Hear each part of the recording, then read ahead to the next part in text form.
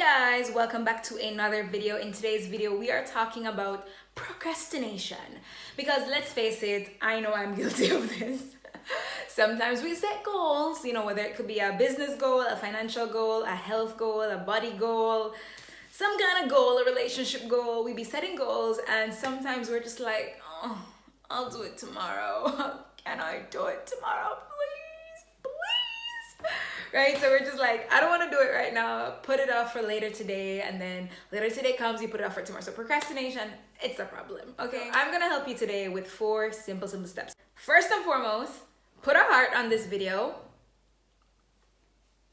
Thank you. Okay, I also need to save this video. Okay, great. Now grab your book and your pen and let's dive in. So the first thing about procrastination is that most times when we procrastinate, it's usually things that we aren't that in love with doing, right? Because let me tell you something. If I said to you, you need to watch X amount of episodes of Game of Thrones or Suits or whatever your favorite, Handmaid's Tale, whatever your favorite series is, you would find the time and you would find the energy to do it. Okay, I know there have been times when I'm binge watching on stuff like, let's say I'm binge watching on like all the seasons of RuPaul's Drag Race, right? I will stay up until 6 a.m. I will see the sun rising and then I'm like, oh crap, I need to go to bed, because I will have so much energy, I will have so much time, I will have so much passion, I'm invested, I'm ready to do it, because it's something that I love, right? When we're doing things that we love, if you ever go out with your friends, you don't even realize that the time is going. You're like, what? It's already time to go home? Because you're having so much fun. And so one of the things that you can do to overcome procrastination is to incorporate the things that you love into your daily life. So if it is that you are looking to be on a fitness journey and maybe you don't like going to the gym, okay, maybe you like dancing, well then do a Zumba class, because that's gonna give you way more push to go and do it, because it's something that you love to do, right? That's an example. When it comes to your business or your career, let's say you're running a company, it's good if you're running a business that's talking about and focus around a topic that you actually enjoy. Some people, they just get the thrill and the joy from the process of marketing, from the process of just doing sales.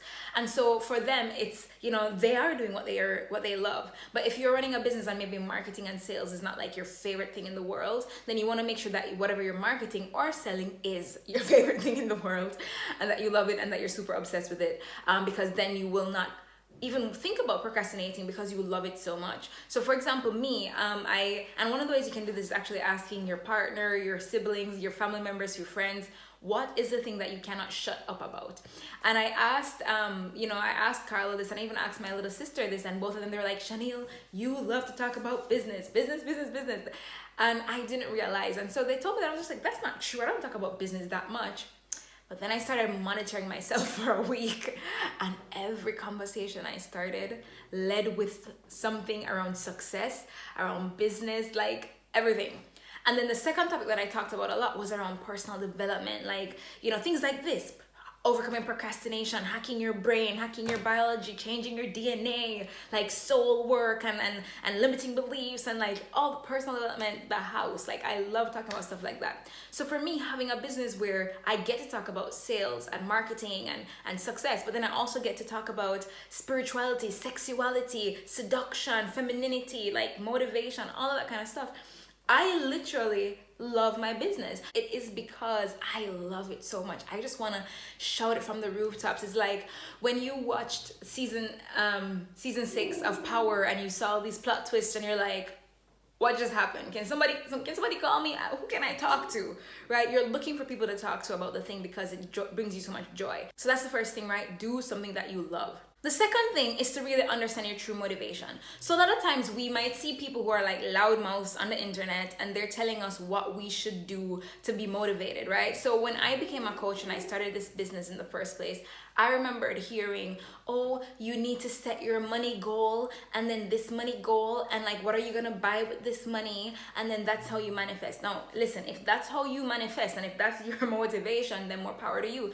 That's the point I'm trying to make. You have to know what what your motivation is. Because when I did what that person told me to do, they said, make a list of all the things you want to buy, all the bills you want to pay, all the things you need to do, and then how much money is that, then that's how you're going to manifest the money. That never worked for me. I actually went 8 months of making $0 and 0 cents when I did that, because that was not my way of that was not my true motivation. I'm more motivated about like recognition, a legacy, like being influential. Like that's something that motivates me more.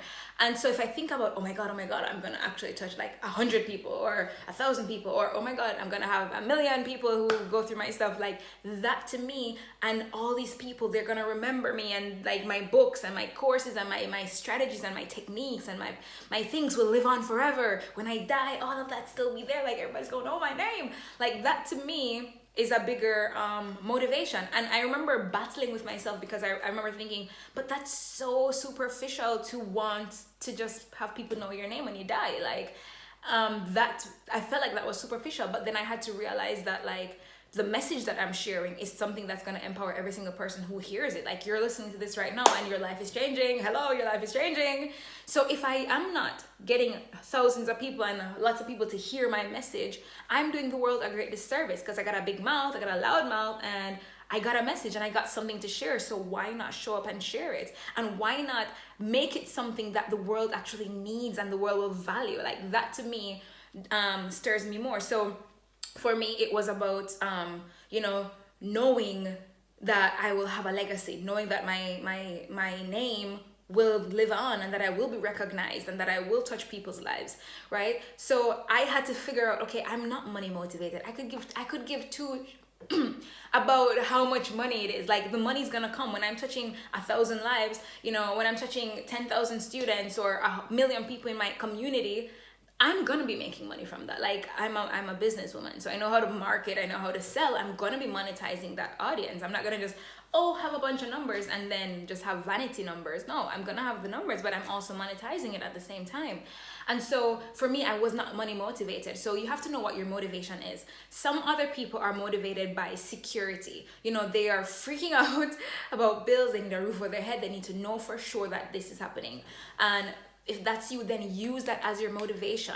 You have to know what your motivation is, because when you know what it is and you set your goal around your motivation, then you will actually take action, versus somebody who, like for me, my motivation is more about legacy and impact and influence versus money. And so when I was like, okay, I want to have a $50,000 month or a $20,000 month, or I want to make 6 figures or multiple 6 figures or 7 figures, whatever the goal was, I was struggling to get it, because all I was watching was the dollar amount. But when I look and I say, I want 50 souls in this program, I want 10 souls, I want 1 soul in this intensive. When I look at it from that angle and that perspective, I think about that soul. I think about that person whose lives I'm gonna leave a mark on. And that is what pushes me to do it, because I'm thinking about that person, their kids, their family. Like that stirs me more. And so for you, maybe you're motivated by security. Maybe you're motivated by actual things, possessions. Maybe you're motivated by recognition and wanting to leave a legacy.